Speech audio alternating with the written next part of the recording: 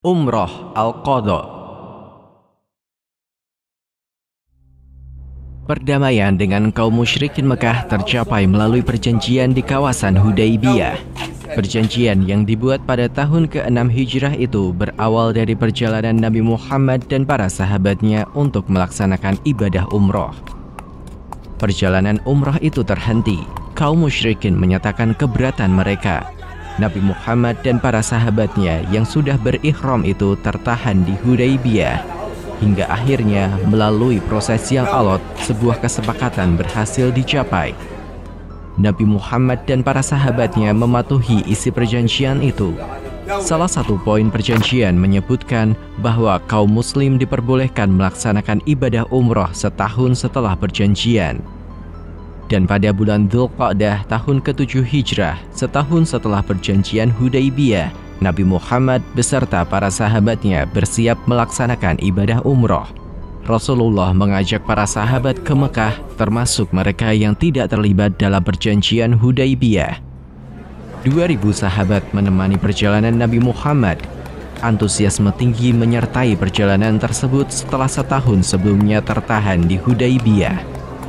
Kaum muhajirin sangat bersemangat dalam perjalanan kali ini. Mereka merindukan kampung halaman yang telah bertahun-tahun lamanya ditinggalkan. Kaum muhajirin sudah tidak sabar ingin menemui keluarga, teman-teman, dan rumah mereka di Mekah.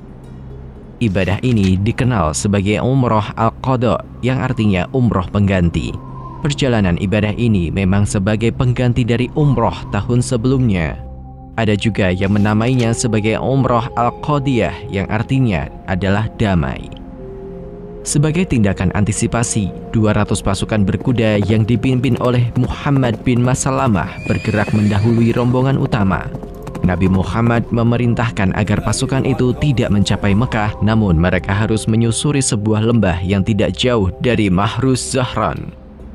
Sesuai dengan perjanjian Hudaybiyah, rombongan Nabi Muhammad tidak diperbolehkan membawa senjata. Jika ditemukan senjata, maka rombongan dari Madinah itu akan ditolak memasuki Mekah. Dan demi kehati-hatian, Nabi Muhammad memerintahkan Bashir bin Sa'ad untuk membawa senjata. Rombongan yang membawa senjata itu dipisahkan dari rombongan utama. Sementara itu, pasukan berkuda yang dipimpin oleh Muhammad bin Maslamah terlihat oleh penduduk Mekah di kawasan Mar ad-Dhahran.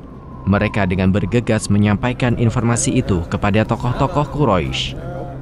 Di kawasan Batn Ya'jud yang tidak jauh di luar Mekah, utusan Quraisy datang menemui rombongan Nabi Muhammad. Muqriz bin Hafs yang menjadi anggota delegasi musyrikin dalam perjanjian Hudaybiyah ditunjuk menjadi ketua delegasi menemui Nabi Muhammad.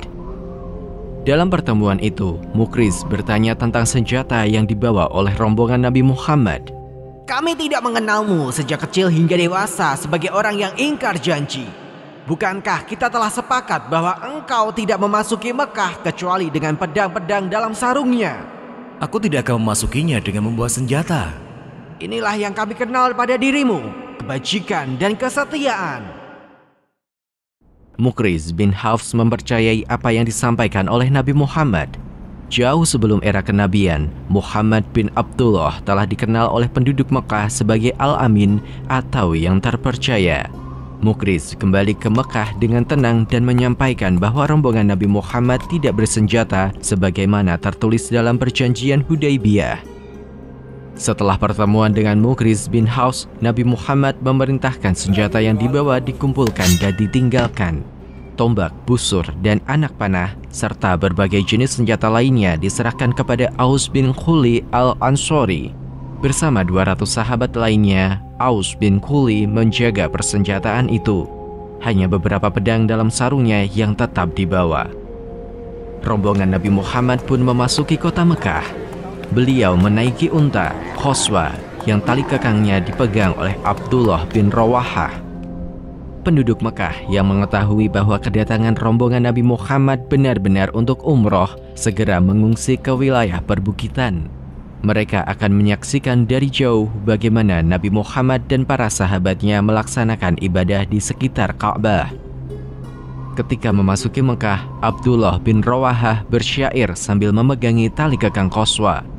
Biarkanlah putra-putri kafir menghindar dari jalannya. Biarkanlah, karena semua kebajikan terhimpun pada Rasul-Nya. Wahai Tuhan, aku percaya pada sabdanya. Aku pun tahu hak Allah dalam menerimanya. Mendengar Abdullah bersyair, Umar bin Khattab pun menegurnya. Apakah di tanah suci engkau mendendangkan syair? Namun Abdullah bin Rawahah mendapatkan pembelaan dari Nabi Muhammad. Biarkan dia, Umar. Itu lebih deras lajunya daripada semburan panah. Nabi Muhammad mendengar desas-desus di kalangan penduduk Mekah bahwa umat Islam telah kelelahan karena perjalanan jauh dan cuaca Madinah tidak cocok untuk mereka. Nabi Muhammad juga mengetahui bahwa para penduduk Mekah mengamati dari bukit Qu'ai-Qu'an. Melihat situasi tersebut, Nabi Muhammad berbicara kepada para sahabatnya. Allah merahmati siapa yang menampakkan ketegaran dan kekuatan kepada mereka hari ini. Untuk menunjukkan ketegaran kepada kaum musyrikin, Nabi Muhammad dan para sahabatnya melakukan tawaf dengan cara berlari-lari kecil dari Hajar Aswad ke Rukun Yamani. Sedangkan dari Rukun Yamani ke Hajar Aswad, Nabi Muhammad dan para sahabat berjalan biasa. Hal tersebut dilakukan karena pandangan kaum musyrikin antara Rukun Yamani ke Hajar Aswad terhalang. Nabi Muhammad juga melakukan hal serupa ketika melakukan sa'i. Apa yang dilakukan Nabi Muhammad saat itu tetap dilestarikan oleh umat Islam hingga sekarang ketika melakukan tawaf dan sa'i. Sedangkan kaum musyrikin yang menyaksikan hal tersebut hanya bisa berkomentar satu sama lainnya. Itu yang kalian katakan telah melemah. Sungguh mereka lebih kuat daripada ini dan itu. Setelah proses ibadah umroh, Nabi Muhammad mengirim beberapa sahabat pergi ke Batn Ya'juj menggantikan tugas untuk menjaga senjata. Nabi Muhammad memberikan kesempatan kepada rombongan Aus bin Khuli untuk melaksanakan umroh. Pada hari kedua, ketika memasuki waktu sholat zuhur, Nabi Muhammad memerintahkan Bilal melakukan azan di atas Ka'bah. Nabi Muhammad kemudian menjadi imam sholat zuhur berjamaah. Selain ibadah umroh, para sahabat dari kaum muhajirin menggunakan kesempatan itu untuk mengunjungi rumah-rumah mereka yang telah lama ditinggalkan. Mereka juga mengajak para sahabat dari Ansor untuk berkeliling Mekah. Sebagaimana isi perjanjian Hudaybiyah, umat Islam diberi waktu selama 3 hari. Dan pada hari ketiga, Nabi Muhammad beserta sahabat-sahabatnya telah bersiap meninggalkan Mekah.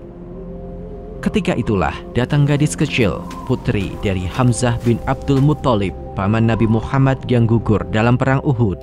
Gadis kecil itu disambut oleh Ali bin Abi Thalib diserahkan kepada Fatimah.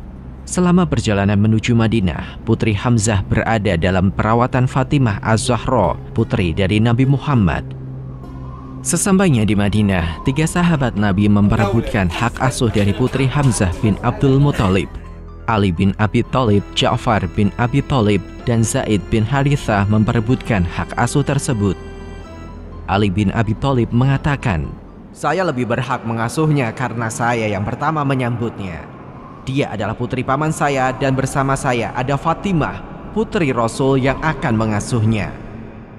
Ja'far bin Abi Thalib juga menyampaikan pendapatnya. Putri ini adalah anak paman saya, sedangkan saudara ibunya adalah istri saya. Zaid bin Harithah, seorang sahabat Ansor yang dipersaudarakan dengan Hamzah di awal hijrah, memiliki pendapatnya. Gadis kecil ini adalah putri saudaraku. Aku lebih berhak mengasuhnya. Menengahi perebutan hak asuh itu, Nabi Muhammad pun bersabda, Saudari ibu setingkat dengan ibu. Maka hak asuh pun jatuh ke Ja'far bin Abi Thalib karena istrinya Asma binti Umais merupakan saudara kandung dari Salma binti Umais, ibu kandung dari gadis kecil itu. Perebutan hak asuh gadis kecil itu telah mengubah pandangan bangsa Arabia selama ratusan tahun. Pada masa jahiliyah, kehadiran anak perempuan tidak disambut dengan baik. Dan pada masa datangnya Islam, kekeliruan itu telah diperbaiki sehingga datangnya anak perempuan pun disambut dengan baik. Sedangkan di Mekah, kaum musyrikin menyaksikan sendiri bagaimana perilaku umat Islam selama 3 hari. Mereka melihat bagaimana situasi yang luar biasa jauh dari kebiasaan jahiliyah bangsa Arabia. Kaum musyrikin melihat golongan umat yang jauh dari maksiat dan berperilaku dengan akhlak yang sedemikian luhur.